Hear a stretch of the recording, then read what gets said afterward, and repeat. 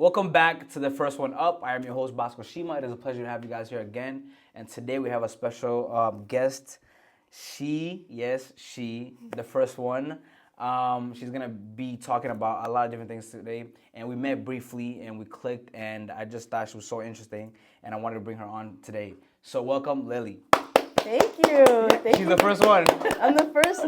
It's an honor to be the first woman Thank on you here, so much for being here. Yeah, anytime. Glad course. to help out. But Can you introduce yourself to the people? Of course. Yeah. So my name is Lily Glewan. I am a junior majoring in film and media studies with a concentration in media production and pursuing minors in psychology and media management. So needless to say, I do like all things media and I love doing it. So We can tell. Now you light up when you speak about me. No, that's amazing. Mm-hmm. But that begs the question, I think, after that introduction, I have to ask. Media, Bentley, business, how did that come about? Tell us your story about getting to the school.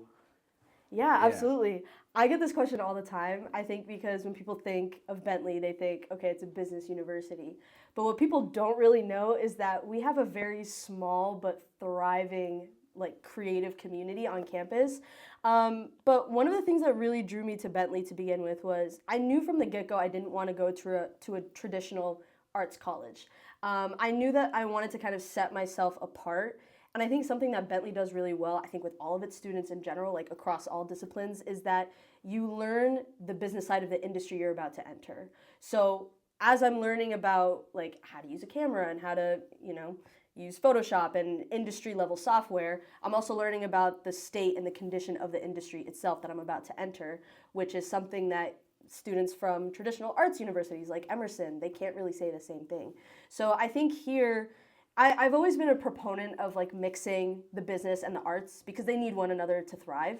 And yeah, I don't know. I just feel like that experience of knowing, how to make your own business, but also put your own creative spin to it is just such an important mix. And it's something that I've really loved studying here. And that's why I always think to myself, like, I knew I made the right decision coming to Bentley, just because like with all of the initiatives that are going around on campus, like with Adamian being built and with the media programs expanding in general, I think it's just really fascinating to see. Wow, that is amazing, and also like congratulations, like you're thriving, obviously, and like I just want to commend you. But I have to ask, did you always know that this was your path? Like when you come in, because coming in as a freshman, you want to do you always want to do media, but like it's a business school. Like, did you always know like this is what classes I need to take? These are the electives I need to take. Like, how did you go about that? Yeah, so first coming to campus, it was definitely a huge shift because I think in my high school there were a lot of people that ended up majoring in film at their respective universities. And so coming here where it was very business centric, like most people here are majoring in finance or accounting or management. It was definitely a huge shift. And I think freshman year, I wasn't really ready for that. So I ended up just kind of hiding myself a little bit. I tried to avoid questions that were related to like, oh, what's your major? I would always tell people, oh, I don't know yet. I'm still kind of figuring it out. Just because I wasn't really comfortable in my skin at the time. I knew that this decision, I knew I made it intentionally. But I think stepping foot on campus and actually being in that business-centric environment, I was definitely like, oh, did I make the right choice? Like, is this the path for me? And so I think what really helped was just figuring out, okay, where are my true passions? Like, where is it? Because freshman year is like, it's all about experiencing things for the first time. Freshman year is full of a lot of firsts, and I think that's where most people really tend to find their niche and what they're interested in pursuing full time. And so I think for me, I tried to keep an open mind with all the classes that I was taking, but I think deep down in my heart, I knew that I wanted to do something that was more creatively inclined and just kind of set myself apart from pretty much everyone else, honestly. This school is all about accounting and finance. And as a management major as well, I feel like I'm left out. Like everybody's always about accounting, finance, or fintech, and I've just been a management person. And I knew I wanted to do that, but even though I applied and I got into the school for economics, I was like, that's not really my strong suit. But right now at the moment, do you feel like you're comfortable? Because you know Bentley is all about internships, networking. Have you got internships and networked your way into the media industry? Yeah, so I actually consider myself to be very lucky because last year was my sophomore year, and that was when I started really looking into internships more seriously. And I made a mistake that nobody watching should ever make. This was actually so stupid on my part. I only applied to 3 places, just 3 places. Your whole like summer, you just applied to 3 places. Just 3 places. Why? I don't know. I really was just, I don't know what I was thinking at the time. I thought, oh yeah, 3 places, it'll be fine. I was very lucky because I ended up getting my top choice, which was interning at GBH, which is one of the largest PBS stations in America. Congrats. What? Yeah, so it was like, and that was such a cool experience too. I always tell people this because growing up, I watched PBS Kids all the time. I watched it too. What's your favorite one? Fetch with Rough Ruffman. I did not watch that. I'm gonna That's say crazy. Wildcrats. Okay. No, that's fair. Or Author. Arthur was made at GBH. You're lying. I'm so serious. Wait, where's their headquarters? It's in Brighton. I want to say it's maybe Here in Boston? Yes, like maybe 20 minutes away from Bentley. Wow. But they made Arthur, but they also made Fetch with Rough Ruffman, which was like my favorite show. So it was genuinely like I felt like my little circle? kid. Yeah, full circle. It was like my inner child was just healed being there, and it was so cool seeing like the behind the scenes. But yeah, looking back, it was such a fun experience, and I got really lucky because that was my first ever internship, and getting it at like one of the biggest PBS news stations in America, like that's a huge deal. And you know, I always look back at that experience fondly, but yeah, I don't know, Wow. it was really inspiring too. I feel like I learned so much from like industry level professionals, kind of seeing the behind the scenes. I tried to like make sure to make the most of my time there. So during my internship, I worked on a team called the Forum Network, and they basically helped with editing educational talks that were put on by experts within the Boston community. But during that time, I also kind of wanted to see what the other teams had to offer. So I sat down with people from GBH News, kind of talked to them about what it is that they do. I talked to some people who work for Frontline and Nova, and that was really fun too. And just kind of seeing how they all handle their workflows very differently, but I think at the same time, they're all very passionate about what they do. And I think that that's something that you don't really see that in a lot of industries. And even like at Bentley, I always get told by my friends like, oh, I'm so jealous, Lily, you always get to take the fun classes. Like I'm taking a class that's all about audio production and just learning about what is sound. And We have that here? Yeah. It's surprising how many people don't know, like there's so many cool classes that are being offered. Like I'm taking a class next semester that is focusing more on video game studies and just like learning what it takes to make video games and playing video games for yourself and seeing what that looks like. Wow, that's amazing.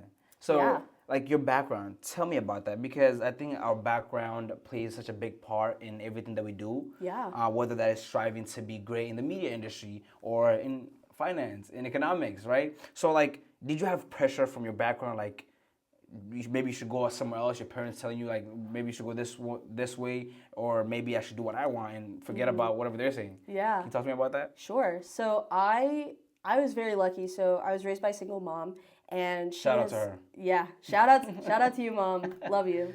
But she has always been like a firm proponent of like just do what you want to do. As long as you're happy with it, I'm happy with it. So growing up, you know, I never really felt pressured to do anything. My mom was always like, she's typical strict immigrant mom, but she kind of put her own twist on it where it was like, she was only strict with the things that I wanted to do. Like if I wanted to pursue media, she said, okay, that's fine, but you have to be the best at it. Like you can't just dilly-dally and, like goof around. Like you have to be serious and committed. And, for the longest time, I thought I was going to pursue a career in computer science. I spent a lot of time like learning how to code, learning how to build a website from scratch. I even there was this like immersion program from this organization called Girls Who Code, and they basically help with amplifying female coders who want to work in the computer science industry, which is traditionally a male-dominated field. So I took a course with them that kind of taught me more about like, what it means to code a website, how to do like all these different like little intricate tasks. But then I realized, I like coding as a hobby, but I don't know if I want to do it full time. And during that time, the pandemic hit and all of my friends were starting to pick up hobbies of their own. Like I had friends who started gardening or knitting or, crocheting things. And I thought, I want to be able to create something too, but I want to be able to create something that's like meaningful to me. So I started looking into like animation and video graphics. And she supported that.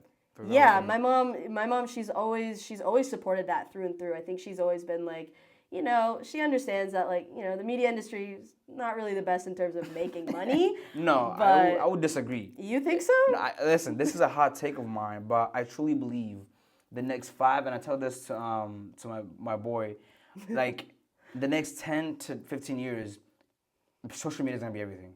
Like as you can see the markets right now, social media, you're shopping online. On TikTok you can shop. Did you ever think like 2015 you'll be shopping on TikTok musically? That's true. You know what I'm saying? That's true. So that's a like good point. Yeah. now social media is gonna be everything. Now video production is gonna be everything. Like we need help, as you can see clearly. Yeah. But so like video production, the media is gonna be everything. I feel like you're doing good. You're doing amazing. Thank you. Thank you. You're Yeah. gonna be wonderful. I think, it kind of comes at an unprecedented time because when I was interning at GBH last summer, that was around the same time that federal funding for the Corporation for Public Broadcasting was rescinded. So a lot of stations lost their main source of funding. That affected PBS and NPR. It affected GBH, but not as greatly as it did a bunch of smaller stations across the nation. And it's something that I've actually been like studying a little bit more in one of my classes, just kind of seeing like how public media has become like a weapon of politics. And I think it's interesting to see how, media is more than just how we confine it to being like, oh, you go to a movie theater and you like watch a movie. But it's also like for, smaller rural cities or rural areas, public media is their only source of emergency broadcasts or like news of what's going on in their local area. So, with that funding being taken away, those stations are forced to close down their doors for good, and then people are impacted as a result.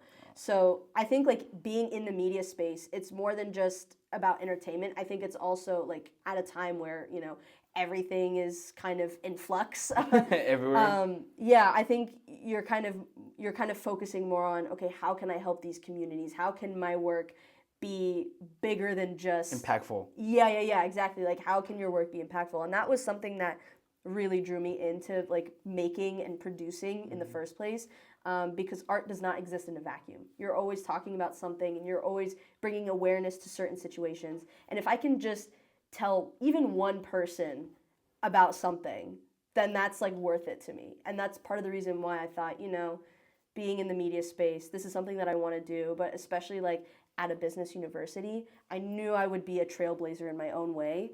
And I think doing it here at a time like this, there's no better time. Well, I commend you, and I wish you nothing but the best. Oh, thank you. I believe you have a real mission, and you will achieve it and we at the first one up, we can relate to you because the whole point of this whole thing is to create a platform that sheds light to people like you and like tell stories. Like you're at a business school majoring in media, and you're not just doing it like because of the money. You're doing it to be impactful in the media space.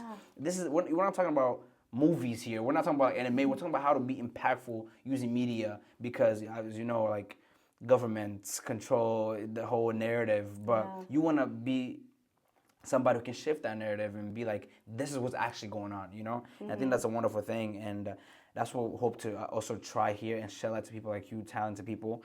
So here at Bentley, what are you involved in that incorporates media? Oh my goodness. I could go through the whole list, but I don't know if we even have time. Yeah. Well, because there's stuff that I do on paper, but then there's stuff that I do as volunteer work as well. Okay, give us your top 3. Okay, top 3. I'll give you the ones that people know me most for. Okay. Number 1, I work at the Film and Media Studies Lab.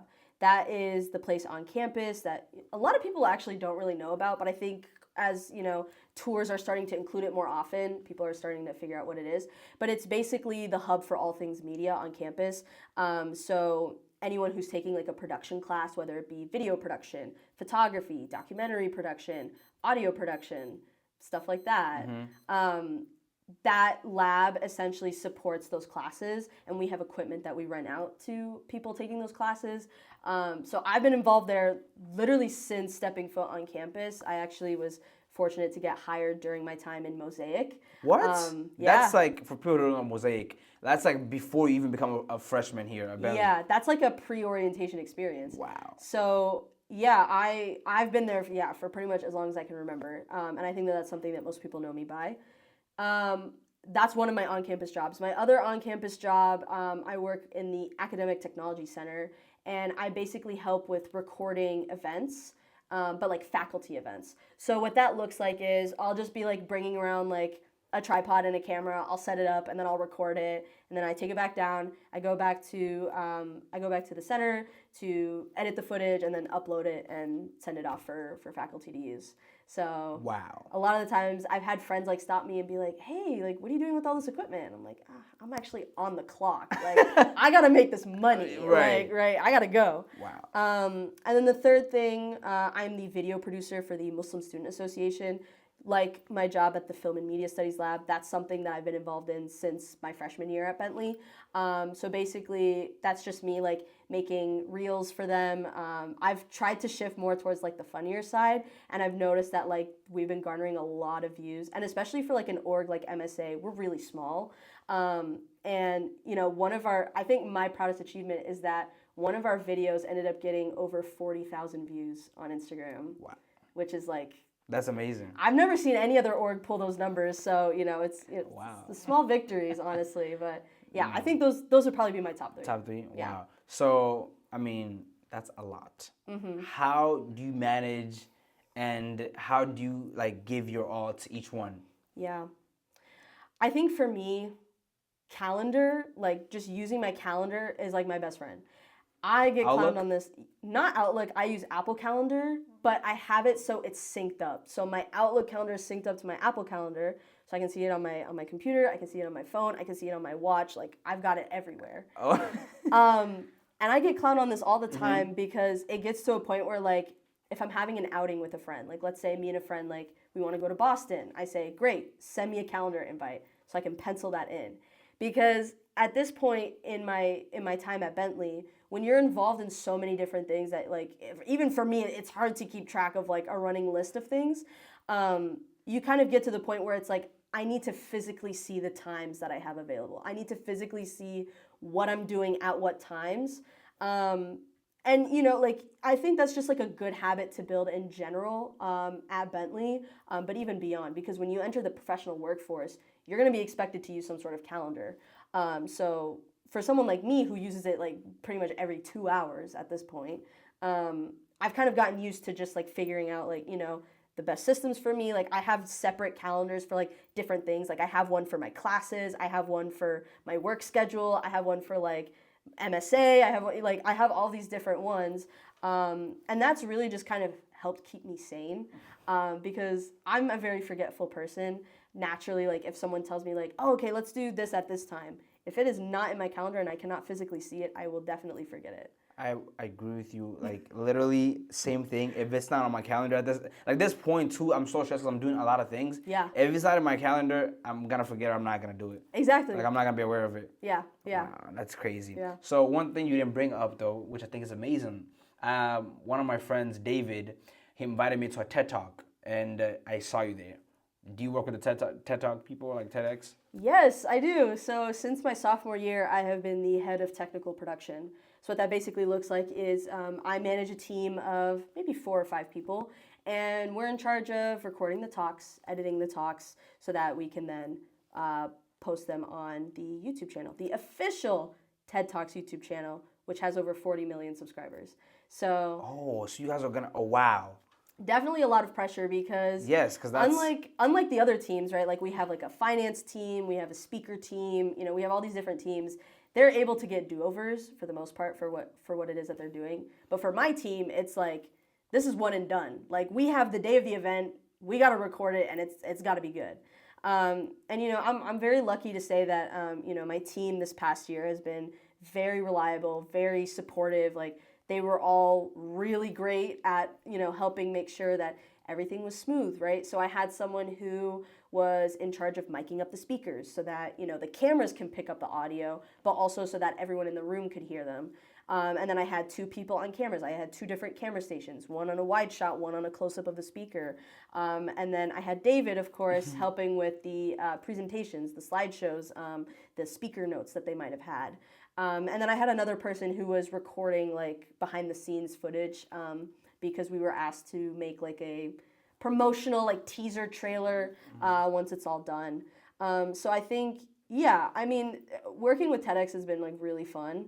And I think that right there is really good experience for like, if you're interested in working in like AV or like technical production, that's really great experience to have. Not just because it looks good on paper or like on your resume because it's literally TEDx, but I think also it's just like the memories that you make there. Like, you feel like, I feel so fulfilled when the event ends and I'm like, wow, like that went really well. You know, I'm very grateful that, you know, we had no problems for the most part.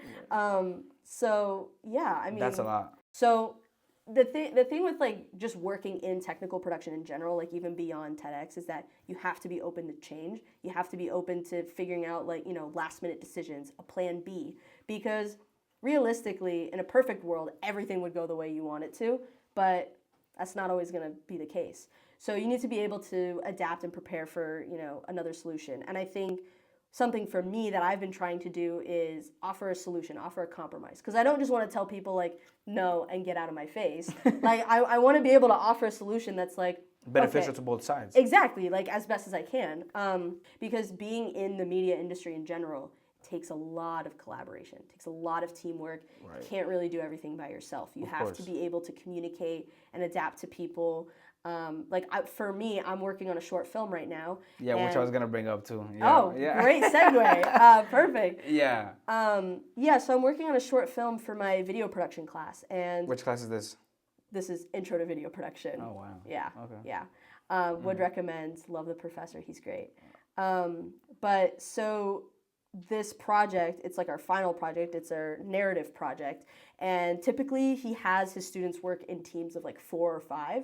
But him knowing me, he was actually my boss at the Film and Media Studies Lab. So I've known him since freshman year. Wow. So that's a great connection to have. Yes, absolutely. And so he knows like that this is something that I want to do, that this is, you know, something that I want to do like when I graduate. So he let me like work individually on it. But he said, you know, Lily, make sure you pace yourself because this is a lot of work to have like just on you. So it's just only you? It's just me. You're required to have 4, but you chose to go alone? Yes. Okay, wow. I went by myself because I had this idea and I didn't want to sacrifice it, you know, to compromise with other people because I was very set on this idea and I wasn't really open to change. So who's been helping you bring this idea to life? So ironically enough, I've had a lot of people behind the scenes helping me with it. So I have 5 actors who are close friends of mine that have graciously agreed to be a part of the short film, and then I also have some crew members that are helping me with like holding the boom pole or giving out lines to the actors. So all of the people that I've asked to be in it are good friends of mine and people that I think would add a lot to the story. When I was writing the script, I kind of had an idea of like who was going to be playing what role. So I did my best because these are, at the end of the day, everyone involved in this is a Bentley student and most of them are business majors. So going into it, I knew that, you know, maybe the acting skills might not be, you know, all the way up there. So I made sure to write a script and write characters for them that were very close to who they are in real life. So I have like some little pieces of dialogue that hint towards like who they are in real life, if that makes sense. You are just, I can see you making a movie. That is crazy because I've always, you know, I mean, I love movies, right? Yeah. I'm a movie addict. I watch a movie for the whole weekend, right? But do you have a Letterboxd? A letter what? Oh my goodness. A letterbox? What is that? How do you say you like movies if you don't know Letterboxd? So okay. That's crazy. Okay, look, this is how I like. Okay, I just love watching movies. Right. But I'm not like, maybe I'm not a diehard fan. I have to double check. Okay, yeah. No, but I just love movies, right? Right. So I watched awards of like actors who win the awards, but producers, like the people who wrote the script, and it's like I always wonder, like, do you just sit down in your room and like think about the actors in your head, how they're gonna like speak, how they're gonna like portray your character? Like, what's that process? Talking about that. Yeah, so this is a learning process for me too because this short film is like I consider it my directorial debut. I've never done something like this before. Ever. And so that's part of the reason why I really wanted to go all out in making it. And you know, I ended up kind of pushing myself a little. Like I'm very ambitious naturally when it comes to media stuff. My professor was like, okay, everyone, you know, try to have like no more than 10 pages for your script. I ended up having 32. Jesus Christ. What? Yeah. Oh my God. Yeah. And, you know, he sat down with me and he was like, Lily, I know you're ambitious. I know, like, you're very passionate, maybe more so than other people in this class. Do you think you can film and edit and finish this in time for, like, our final exam block? If you don't mind me asking, when is this due? May 7th. Oh my God. Okay. Wow. So, but realistically speaking, I got very lucky because this was the last possible exam block that I could have.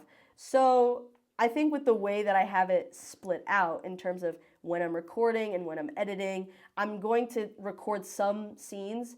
And then as I'm waiting until like the next days when I start recording again, I'm going to start editing together like the clip. So that by the end, it's not like I have this monstrosity to edit. Okay, no, that's smart. So the process has been very, like, making media in general requires a lot of feedback. And I think going into the script, I really wanted to get everyone's feedback on it. So my roommate, who is actually, she plays the main character's best friend in the script. She would like help bounce ideas off of me, and you know we would kind of figure out like, okay, what is it that would work well here? What is something that you know needs to be rewritten so that it you know flows smoothly? And I think for the whole process, I would just try and sit down and write in different locations. If I sat and worked on it in my dorm, I don't think I would have been able to produce something that I was proud of. I think being able to just go out and like get inspiration from the real world, like just seeing like how people behave and you know like what are some things that people say. Like there's this one day where I literally just went out on campus and just walked around and tried to eavesdrop on like people's conversations to see like how they would talk. Here on campus? Yeah. Oh my God. Because it's like I don't want to write something that's so cringy that's like, ugh, no one would say that. So I was like, okay, let me, you know, like walk around and see like what are people like at Bentley specifically, what are the words that people are using? Like, what's the vernacular, you know? And what did you find out that people would talk about on campus? I mean, for the most part, it was mainly just like joking banter, like, oh, whatever, dude, or like, oh, shut up, man. Like it'd be like these little things, right? Okay. But I think that it helps because from there I kind of figured out like, okay, where are some moments where it can be like, because it's mostly a thriller, but I wanted to have some moments where it was like you could laugh a little bit. Okay. So I didn't want it to be like all just like serious, like woo, right? Yeah. So I think like the process was very like you know. It was kind of all over the place, and I had a day where I sat down with my professor and most of my actors, and we just did a script reading. Like we read through the whole thing, and then afterwards, you know, we kind of sat and I made sure to like ask every single actor like, what did you think of the script? What do you think of the character that you're playing? You know, is there anything that I can improve on as I go into the final iteration? And hearing the feedback from them as well as my professor really helped me like figure out, okay, where are the weak points in the script? What is it that I can do to make it stronger? And I think like hearing everyone's feedback, because at the end of the day, when you make something, you're making it from your perspective. So already subconsciously, you kind of have your own idea of like, okay, I understand this, so I assume that everyone else will understand it in the same way. But that's not always the case. Never.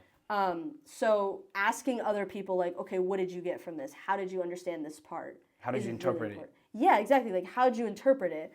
That's really important, and that's a huge part of the process. And so I think that was kind of like, at the end of the day, I really wanted to hear everyone's feedback. Like, I did not submit the final version until I got every single actor's like specific feedback on it. And then once I figured out like, okay, this is what everyone was saying to like change and like, you know, edit for their characters, I fixed it, I sent it to them, and they were like, this is great, this is perfect, this is what we want to do. And I think we're looking at the next Hollywood oh my God, what is the person who does the script and like lead production? There's a name. Director. Yeah, director. Yeah, you're gonna be up there. I'm not gonna lie. You're on your way to get there because I think criticism is the most important thing in anything we do, and in terms of like production, media, personal branding, you want to get how people view the product or like your work, and you at a young age and as a junior, like really telling your friends, the actors, like, hey, be honest. What do you think? How do you picture this? I think that's amazing. Because I feel like some people are afraid of, criticism. Like, oh, you're my friend. Well, you're supposed to like everything I do. But you want authentic feedback. Yeah. I think that's amazing. So to cut you off, but what is the inspiration and what is, like, tell us about this film. What is it about? What is the inspiration behind it? Yeah. Yeah, so going into this, I knew I wanted to do something that was more thriller-based because I figured that most of the other groups in my class would do something that was more comedic or, and that was just based off of, like, the previous, like, smaller projects that we did in groups. And I really wanted to branch out and, like, do something that was really crazy. I was actually inspired by one of my good friends who she took this class not this past fall, but the fall before. And her group, they did a thriller where it was about this guy who ends up stalking this girl and like kills her at the end, but like we don't see her die. And I remember watching it so at Bentley we have this thing called the Buffy's, the Bentley University Film Festival. It's basically this whole day. It's always on reading day, so no one has classes, and it's basically this whole day where we just sit and just like watch all of the films that Bentley students make. And you'd be surprised, like people here are talented, and I feel like we don't really talk about that enough. Wait, when is this again? So it's on reading day. When is that? That's this year. It's April 30th. But it's always the day before finals, Okay. so like there's no classes are scheduled Perfect. or anything, right? We're gonna be there. Yeah, absolutely. It's a great opportunity too because you get to see like this is all the cool things that people are making, and it expands beyond like the things that people are making for like video production. It's like things that people are making for graphic design, for animation, photography, podcasting, right? Well, maybe this will be there. No, of course, man. Hopefully. But watching that like with the audience, everybody was reacting. Like I saw people on the edge of their seats, and like it felt like you were in a movie theater. People were like, "Oh my God, what?" And just seeing that, from that moment, I knew I was like, I want to make something that's like that, where people feel like they're on the edge of their seats, like intense. they have to react in some way. So it's called Tick, not like the bug, but it's basically about, I kind of drew inspiration from their project a little bit, but it's about this group of friends who slowly but surely they end up crumbling from the inside as more people die on campus and nobody knows who the killer is. And, the main character is trying to figure out like, oh, like how do I get through being a college student when, like my friend group is crumbling, some of my friends have died, like, just figuring all of that out. And then at the end, it's revealed like who the true killer was. And I think another inspiration from this is I love the Bentley Police Department. Mainly, okay, I know that sounds random, but let me explain. I think that there's this one police officer. I'm good friends with his daughter, and every time I see him on campus, he is such a ray of sunshine. Genuinely the happiest guy you will ever see. I think I know him. Officer Camacho. Camacho. No, does he have a dog? No, but he's great too. Okay. Yeah. Yeah, no, and I just feel like everyone in the police department, like they're so friendly, they're so happy and like willing to help out. And my freshman year actually, I helped an honor student. She was doing a short film for her capstone project, and I was like her production assistant. And there was this one scene that they were shooting with like the police department. And we got to like go inside the police department. Like we shot something in one of their like conference rooms, and it was like really legit. Like the guys were there, they were like in their suits and everything. They had like this whiteboard of like red lines and stuff. Wow. Like it was really official stuff. They're so helpful. Yeah, they're so great, and they're always like willing to help like with any creative thing on campus too. Like I might have to. You might actually have to. Yeah. Yeah. No, they're great. And so I reached out to them and I was like, hey guys, like, I have this idea love to have like, the Bentley Police Department to, kind of help out with it. I have this idea for this scene where I'd want one of the police cars like out in front of one of the dorms with the lights on, and like one of my characters being taken away in handcuffs. Like I have this whole idea, and I pitched it to them, and they're like, absolutely. When do you want to do it? What? Yeah, like they were so down. That's and, amazing. Yeah, so I think like that's part of the things that like really inspire me to just like make, is working with other people that, and making one piece just come together. You get it. yeah, and especially people who are like passionate about it but in their own ways, right? Like the police department, like they love just being able to just like act and like do whatever, and I think because they're so like enthusiastic about like supporting the students, it really comes off.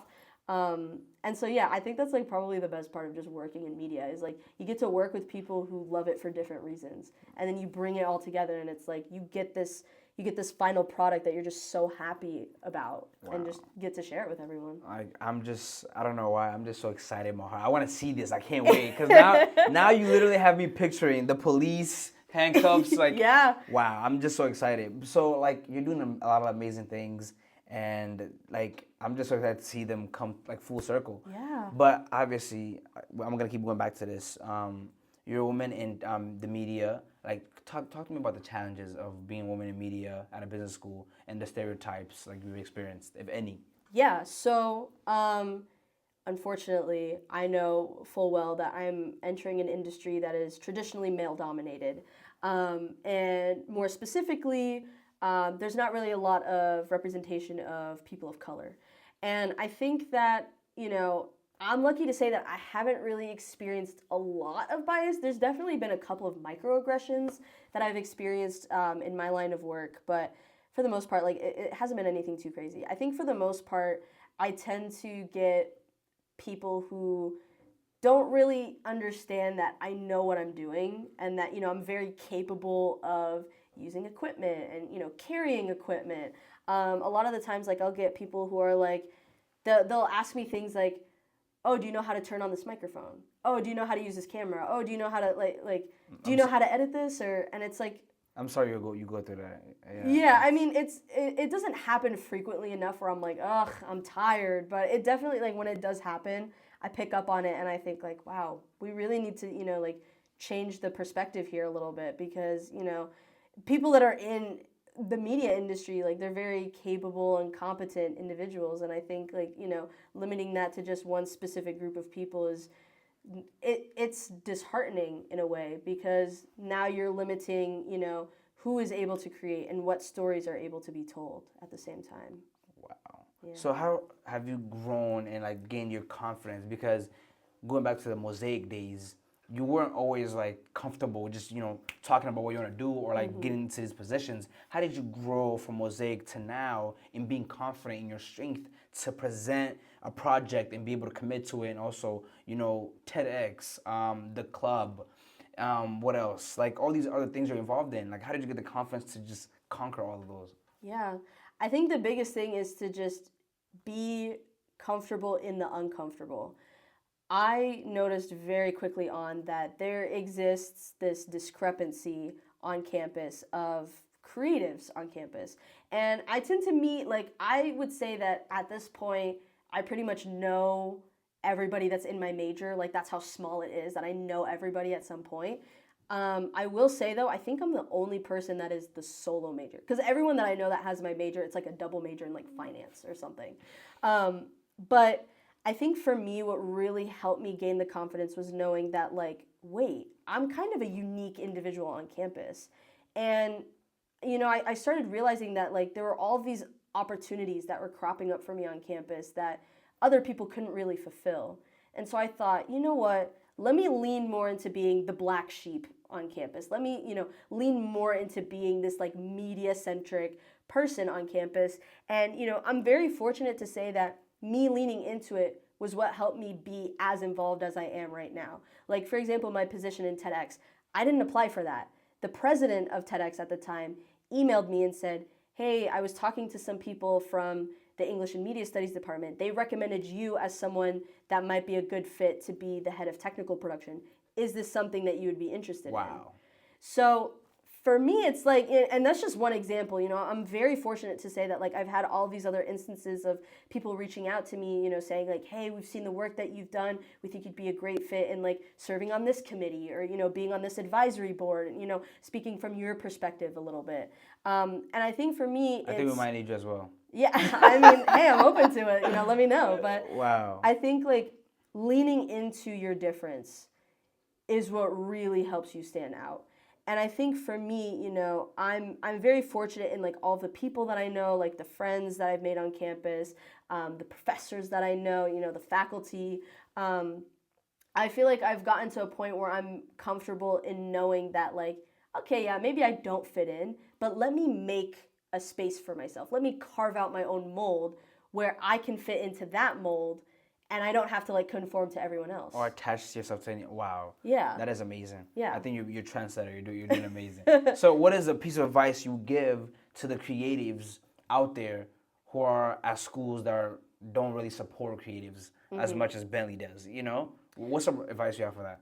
Yeah, I think I would say, like, honestly, if you're passionate in it, go for it, right? Like for me, I've always been passionate for media, and I think the only thing that was holding me back was my own goals. And once I redefined what I wanted to do with my life, and I figured out, what, I might be different, but let me play into that more. Let me, let me make a space for myself. That was where I really got to thrive. And so I think for other creatives that might be going through the same thing, be the change that you want to see in the world. I know that's such a cliche, but it really is the best advice that I can give. If you see that like there's something that's not being fulfilled, be the one to step up and fulfill it. Be the reason that your university is able to make changes, or even outside of university, be the reason that your workplace or your environment is able to make changes to support you as a creative individual. Wow. Because then in that way, you act as your own trailblazer. It's not just you that it's helping the future yous that come across that same place. So in all of the work that I do on campus, I know that I do a lot, but what really makes it feel very fulfilling for me is knowing that in the future, when there's other people that are in my shoes, they have the space to be able to create and to do a lot more than what I was able to do in my 4 years.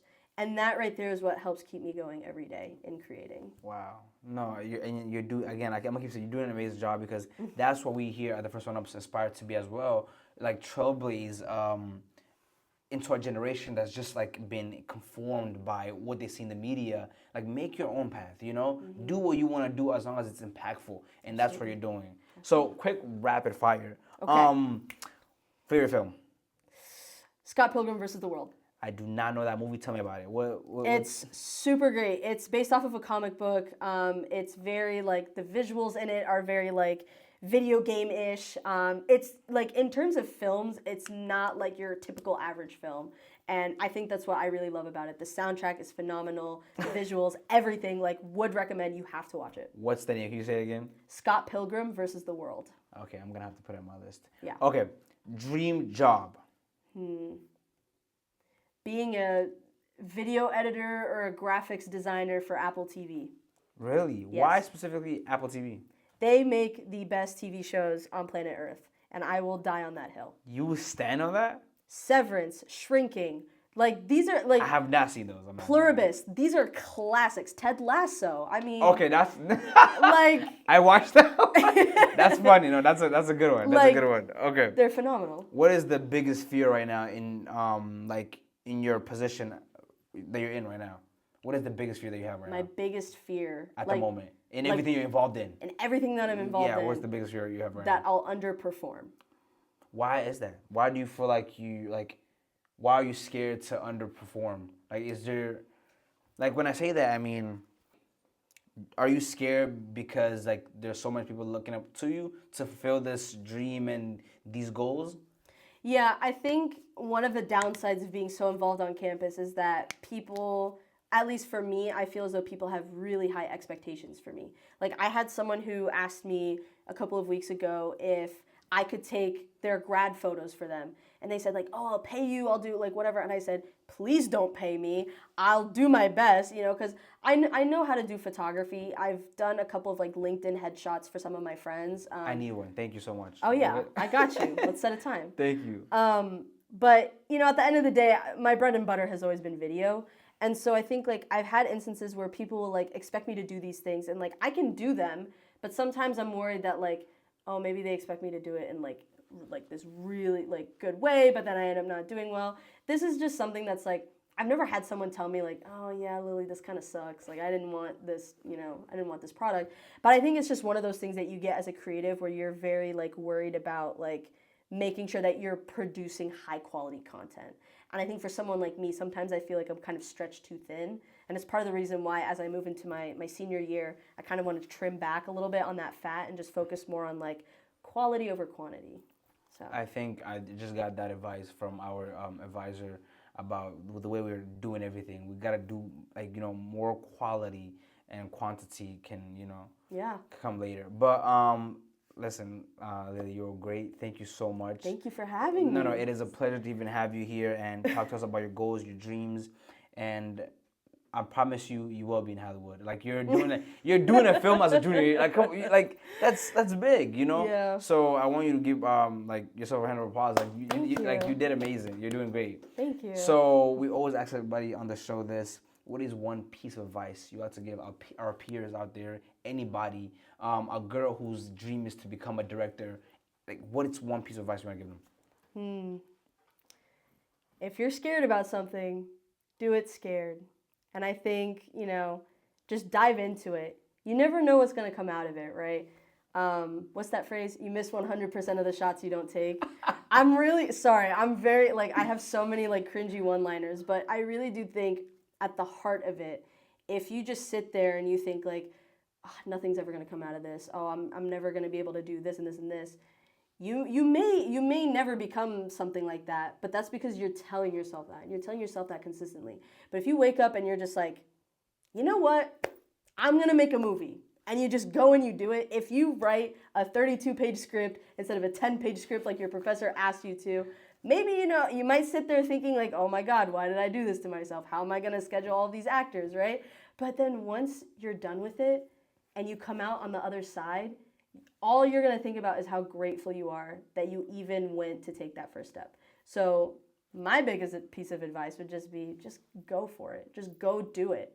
Do whatever it is that you want to do. Try something new. Like, pick up a new hobby. I thought for the longest time I was secure in my, you know, aspirations as, you know, someone in computer science. And now I'm, you know, making a short film. So do something that's out of the ordinary. Do a hobby that's not tied to, you know, your career at all, because at the end of the day, you might end up making that shift full time.